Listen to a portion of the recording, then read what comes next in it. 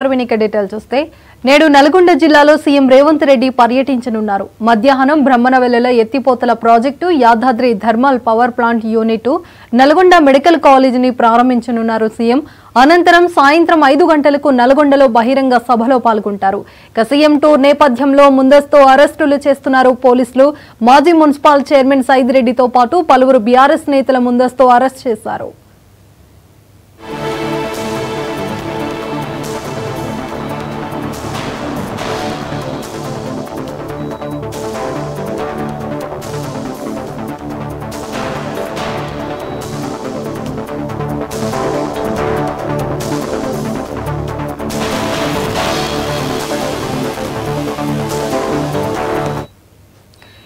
నేడు నల్గొండ జిల్లాలో సీఎం రేవంత్ రెడ్డి పర్యటించనున్నారు. ఇక మధ్యాహ్నం బ్రహ్మనవెల్లిలో ఎత్తిపోతల ప్రాజెక్టు, అలాగే Yadadri thermal power plant unit పైన పూర్తి ప్రాజెక్టు గురించి కనుక్కొనున్నారు. దీనిపైన పూర్తి సమాచారం మా ప్రతినిధి రామకృష్ణ అందిస్తారు. రామకృష్ణ, పర్వీన్, ముఖ్యమంత్రి రేవంత్ రెడ్డి పర్యటన నేపథ్యంలో నల్గొండ జిల్లాకు సంబంధించిన బీఆర్ఎస్ నేతలను ముందస్తుగా అరెస్ట్ చేస్తున్నారు పోలీసులు. ఈ క్రమంలో నల్గొండ మాజీ మున్సిపల్ చైర్మన్ గా ఉన్నటువంటి మందడి సైదిరెడ్డితో పాటుగా నార్కెట్పల్లి మండలం, అదేవిధంగా దామర్చర్ల, మిర్యాలగూడ ప్రాంతాలలో కూడా ముఖ్యమంత్రి పర్యటన ఎక్కడైతే జరుగుతుందో ఆయా ప్రాంతాల్లో ఉన్నటువంటి బీఆర్ఎస్ నేతలను ముందస్తుగా అరెస్ట్ చేశారు.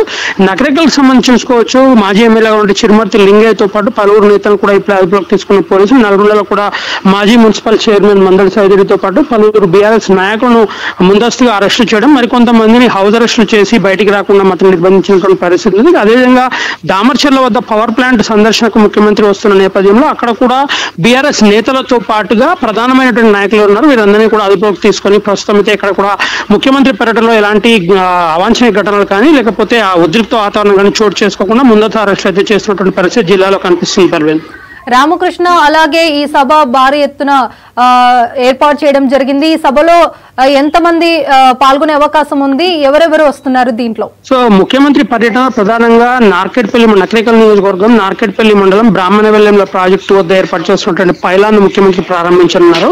ఆ తర్వాత నార్కెట్పల్లి నుంచి ఆయన నేరుగా దామర్చర్లలో ఏర్పాటు చేసిన దామర్చర్ల మండలం వీర్లపాలెం వద్ద ఏర్పాటు చేసినటువంటి యాదాద్రి థర్మల్ పవర్ ప్లాంట్ లో మూడవ ఉత్పత్తి కేంద్రం అవుతుందో ఆ ఉత్పత్తి కేంద్రం వద్ద ఉన్న పనులను పరిశీలించడంతో పాటుగా థర్డ్ ఫేజ్ విద్యుత్ ఉత్పత్తిని కూడా ఆయన ప్రారంభించనున్నారు. అక్కడ అధికారులతో రివ్యూ నిర్వహించిన అనంతరం నల్గొండ జిల్లా కేంద్రానికి చేరుకుని నల్గొండ జిల్లా కేంద్రంలో మెడికల్ కళాశాలను ప్రారంభిస్తారు.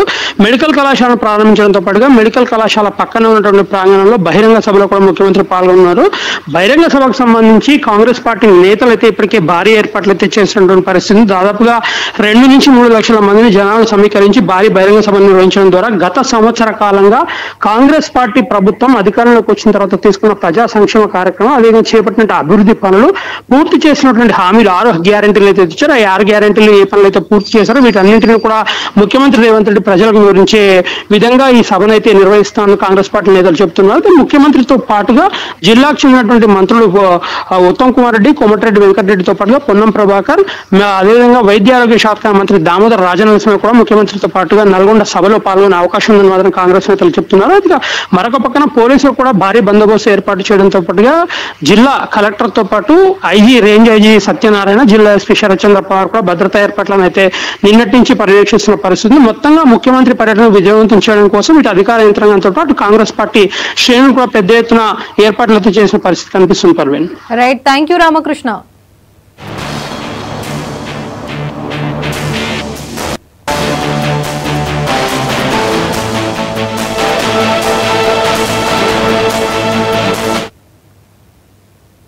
దీర్ఘకాలంగా అపరిష్కృతంగా ఉన్న